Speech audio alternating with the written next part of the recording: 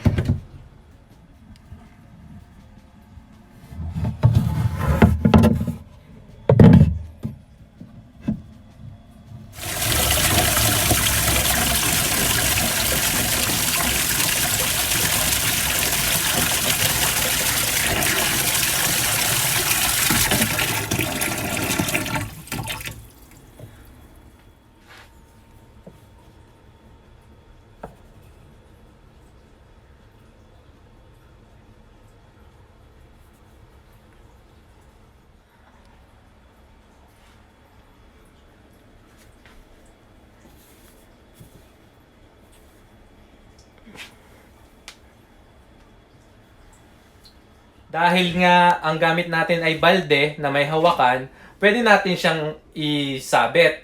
Or kaya naman, lagyan natin ng patungan sa may ilalim para level sa shoulder ng ating mga manok. So yun po yung advisable nating height para sa ating drinker.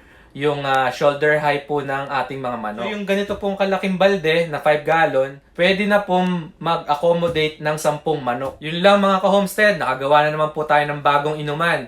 So hanggang dito na lang po ulit. Ito ang inyong Pinoy homesteader na laging nagsasabing, Happy homesteading!